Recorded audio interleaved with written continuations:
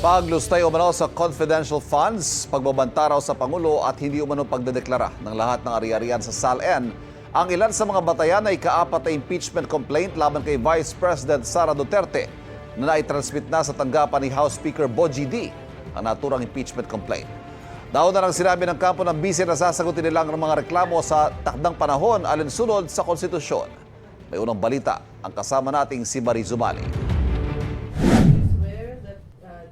Wala pang 24 oras mula nang ihain ng isang attorney Nathaniel Cabrera ang ikaapat na impeachment complaint laban kay Vice President Sara Duterte na i-transmit na ito ng House Secretary General sa tanggapan ni House Speaker Bogie D. Inendorso ito ni House Committee on Human Rights Chairman Benny Abante at Deputy Speaker Paulo Ortega V. Kabilang sa mga paratang ang culpable violation of the Constitution, betrayal of public trust, graft and corruption, bribery at iba pang high crimes. Para ito sa umano'y maling paggamit ng mahigit 612 million pesos na confidential funds, pagbanta umano ng bise na ipapatay si Pangulong Bongbong Marcos at iba pa.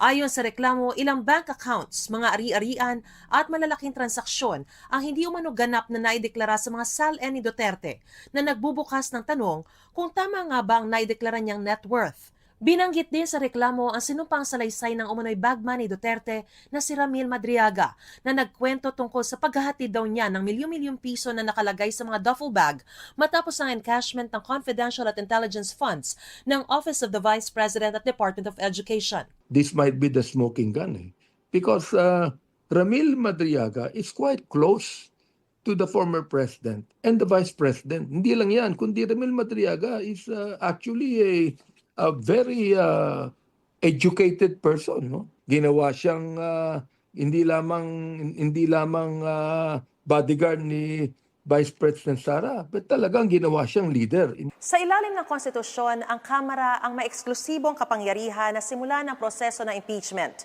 Kung makakakuha ng sapat na boto na 1/3 ng mga kongresista, may papasa ito sa Senado na uupong impeachment court. Sa kasalukuyan, ang 4 na complaints ay nakabimbim pa sa Office of the Speaker.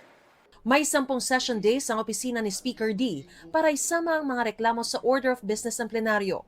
Ire-refer ang mga ito sa House Committee on Justice. Kapag pareha sufficient in form and substance, bibigyan na natin ng notice si respondent for her to file an answer within the period of 10 session days, no? 10 calendar days, no? And then from there, pwede pang sumagot ang complainant by way of reply, and then the respondent may answer also by way of rejoinder.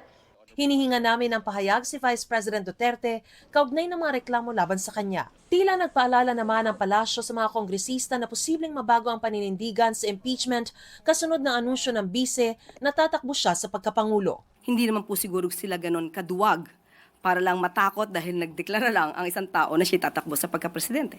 Ito ang unang balita. Mariz Umali para sa GMA Integrated News. Kapuso, huwag magpapahuli sa latest news and updates. Mag-iuna ka sa balita at mag-subscribe sa YouTube channel ng GMA Integrated News.